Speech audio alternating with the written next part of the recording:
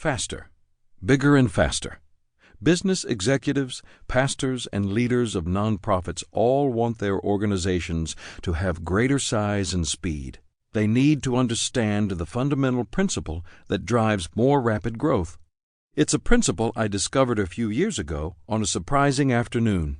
I had never been to Panama City, but in January 2013, I was invited to speak at a conference there. With two friends, Maury Davis and J. Don George, I arrived on a flight that landed a day before the first session of the event, so we had plenty of time to see the sights. Maury and Don had been to Panama several times before, and they asked if I wanted them to take me on a personal tour of the Panama Canal. To be honest, I was very excited about seeing something I had heard about my whole life. An hour or so later, we stood in the pleasant midday sun on an observation deck, watching some of the biggest ships on Earth entering and leaving locks whose gates looked like skyscrapers. The hulls of the ships were only a few feet away from each side. I instantly realized this was an engineering marvel, a wonder of the world. I could have stayed and stared at the ships for hours, but Don and Maury had more for me to see. They took me to the museum that told the amazing and complex history of the canal. As I absorbed the way the canal was built, it dawned on me that I was looking at one of the most important leadership principles I'd ever discovered. The size and speed of the ships is completely controlled by the systems and structures created by the engineers and the workmen. I learned that the Panama Canal wasn't just a nice idea. It was an economic necessity. For centuries, explorers, kings, presidents, and business leaders tried to find a way to shorten the trip from the Atlantic to the Pacific.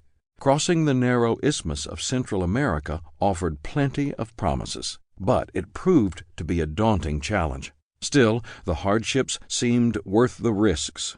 By that day in January, the cost of taking a cargo ship through the canal was about $500,000 compared to the $3 million it cost to travel around the southern tip of South America and up the other side of the continent.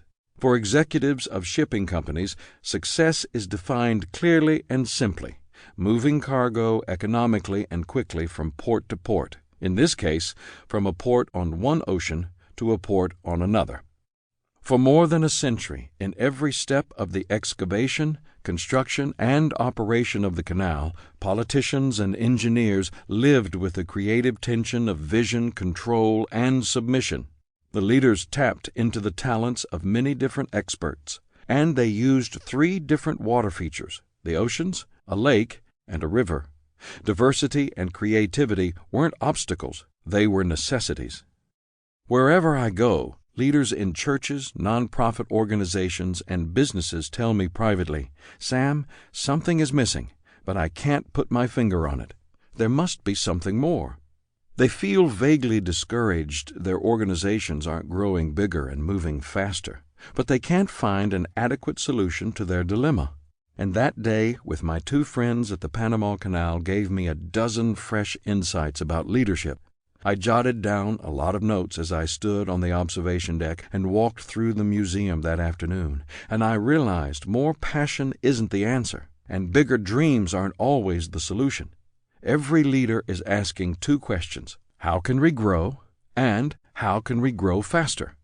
The only way organizations can grow bigger and move faster is by accelerating the excellence of their systems and structures.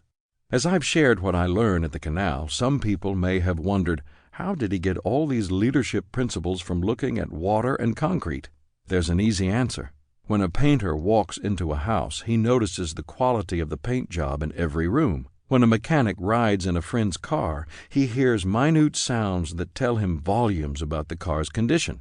When a doctor talks to a stranger, she notices details of a person's appearance that may signal undetected health concerns. When a musician listens to a song, she hears vocal notes and tonal qualities of instruments few of us ever notice. And when Sam Chand walks through life, everything relates to leadership, even the latest movie, a casual conversation, or a visit to the Panama Canal. Within 10 minutes of standing on the observation deck and watching the slow and steady movement of ships and locks, the synapses in my brain started